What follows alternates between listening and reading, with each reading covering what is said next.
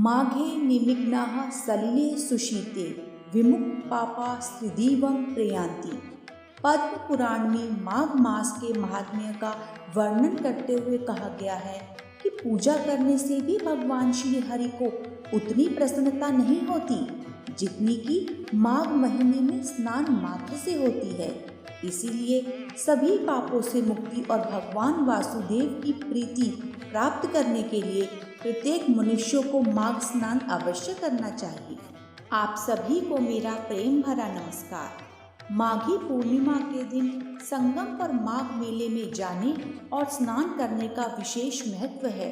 पुराणों के अनुसार माघ मास में पूर्णिमा के दिन देवता धरती पर आते हैं और गंगा में स्नान करते हैं। इस शुभ संयोग में दान पुण्य और मंत्र से उन्हें प्रसन्न किया जाता है। इस दिन स्वयं भगवान श्री विष्णु गंगा जल में निवास करते हैं। इस दिन गंगा स्नान करने से श्री हरि की विशेष कृपा मिलती है तथा यश, सुख, सौभाग्य तथा उत्तम संतान की भी प्राप्ति होती है।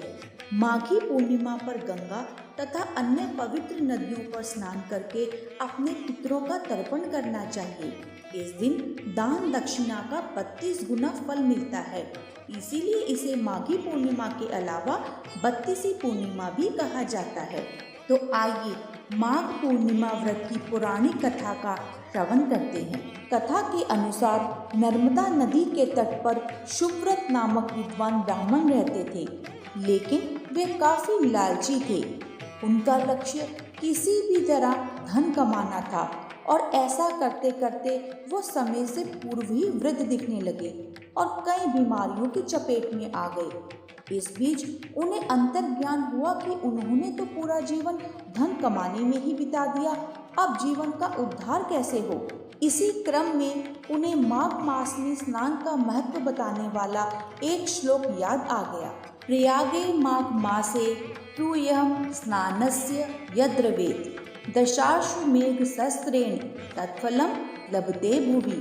अर्थात प्रयाग में माघ मास के अंदर 3 बार स्नान करने से जो फल प्राप्त होता है वह फल पृथ्वी में 10,000 अश्वमेघ यज्ञ करने से भी प्राप्त नहीं होता है।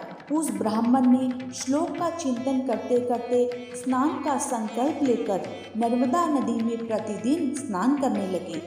करीब 9 दिनों तक स्नान के बाद उनकी तबीयत बहुत ज़्यादा खराब हो गई और मृत्यु का समय निकट आ गया। वो सोच रहे थे कि मैंने तो जीवन में कोई सत्कार्य किया ही नहीं, अब इस वजह से मुझे नरक का दुख भोगना होगा। लेकिन वास्तव में मात्र 9 दिनों तक माघ मास में स्नान करने के कारण न केवल उन्हें मोक्ष की प्राप्ति हुई बल्कि उनके पितरों का भी कल्याण हो गया। एक दूसरी कथा के अनुसार कांतिका नगर में धनेश्वर नाम के ब्राह्मण भिक्षा मांगकर अपना जीवन निर्वाह करते थे। उनकी कोई संतान नहीं थी। एक दिन उनकी पत्नी नगर में भिक्षा मांगने गई, परंतु सभी ने उसे बांझ कहकर भिक्षा देने से इनकार कर दिया। फिर किसी ने ब्राह्मण दंपत्ति को 16 दिन तक मां काली की पूजा करने के लिए कहा। उन्होंने विधिवत पूजा करके आराधना की और तब उनकी आराधना से प्रसन्न होकर मां काली ने दोनों को संतान प्राप्ति का वरदान दिया और कहा कि अपने सामर्थ्य के अनुसार प्रत्येक पूर्णिमा को तुम दीपक जलाओ। इस तरह हर पूर्णिमा के दिन तक दीपक बढ़ाते जाना है जब तक कम से कम 32 दीपक न हो जाएं। इसके बाद ब्राह्मण ने अपनी पत्नी को पूजा के लिए पेड़ से आम का कच्चा फल तोड़ कर दिया और उसकी पत्नी ने पूजा की और इसके फलस्वरूप वह गर्भवती हो गई।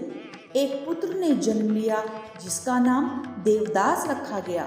देवदास जब बड़ा हुआ तो उसे अपने मामा के साथ पढ़ने के लिए काशी भेजा। काशी में धोखे से देवदास का विवाह हो गया। देवदास ने कहा कि वह अल्पायु है, परंतु फिर भी उसका विवाह करवा दिया गया। कुछ समय बाद काल उसके प्राण लेने आया, लेकिन ब्राह्मण दंपत्ति ने पूर्णिमा का व्रत रखा हुआ था, इसलिए काल उसका कुछ बिगाड़ नहीं पाया।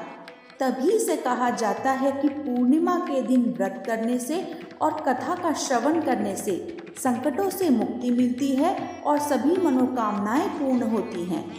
ओम नमो भगवते वासुदेवाय।